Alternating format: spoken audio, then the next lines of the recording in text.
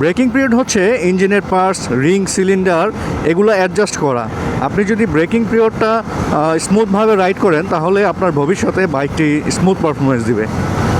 Hey guys, this is Iftekhar Ahmed and welcome to the Naranganj Bikers Facebook page and YouTube channel. তো আপনি যদি breaking period না মানেন তাহলে আপনার ইঞ্জিনে কী কী প্রবলেম হতে পারে পুরো ডিটেলসটা আমি আপনাদের মাঝে শেয়ার করব। আপনার প্রথম সমস্যা হতে পারে ইঞ্জিন ওভারহিটিং। আপনি যদি ঠিকঠাক মতো ইঞ্জিন বা আপনি পিস্টন বাঁধান, তখন যদি আপনি এটা প্রপারলি সেট না হয় তাহলে আপনার ইঞ্জিনে হিটিং ইস্যুটা থেকে যাবে। পিস্টন ঠিকমতো বসার আগে যদি সিলিন্ডারে চাপ পড়ে স্ক্র্যাচ পড়ে যায় তাহলে এটা লং টার্ম ড্যামেজ।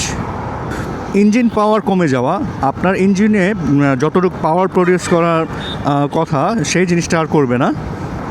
মাইলেজ কমে যাওয়া, আপনার 100% মাইলেজ কমে যাবে এবং আপনার ডাবল খরচ হবে। আপনার বাইকে যদি মাইলেজ দেখবেন তখন 45-50 দেওয়ার কথা, সেখানে আপনার মাইলেজ পাবেন 30-35।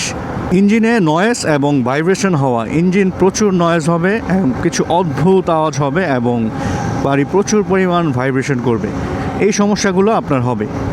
অনেকে ভাবে ব্রেকিং পিরিয়ড না মানলে কিছুই হবে না, কিন্তু আসলে সত্যি বলতে ড্যামেজ আসলে ধীরে ধীরে হয়। একদিনে হঠাৎ বড় সমস্যা হয়ে যাবে এবং আপনার হিউজ টাকা খরচ হয়ে যাবে।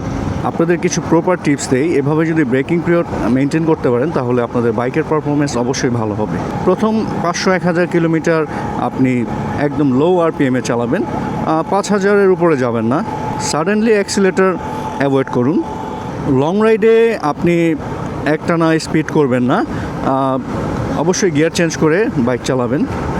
আর ইঞ্জিন অয়েলটা আপনার অবশ্যই সময় মতো চেঞ্জ করবেন। এই কয়েকটা জিনিস অবশ্যই আপনারা মেনটেন করে চলবেন, তাহলে আপনাদের ব্রেকিং পিরিয়ডটা একদম প্রপারলি কমপ্লিট হবে। তো আপনারা যারা নতুন বাইক কিনছেন বা পিস্টন চেঞ্জ করছেন অবশ্যই আপনারা এই ব্রেকিং পিরিয়ডগুলো মেনে চলবেন, এতে করে আপনার বাইকের পারফরমেন্স খুব সুপার হবে। আপনি কি কখনো ব্রেকিং পিরিয়ড ফলো করেননি? কী কী সমস্যায় ভুগছেন অবশ্যই কমেন্টস বক্সে সবার সাথে শেয়ার করবেন এবং সবাইকে সঠিক পরামর্শ দিবেন। তো ভিডিওটি ভালো লেগে থাকলে অবশ্যই আমাদের পেজে লাইক কমেন্টস করবেন এবং আমাদের একটি ইউটিউব চ্যানেল আছে নারায়ণগঞ্জ বাইকার্স, ওই নারায়ণগঞ্জ বাইকার্সে আপনারা সাবস্ক্রাইব করবেন এবং লাইক কমেন্টস করবেন। সবাই ভালো থাকবেন। আসসালামু আলাইকুম।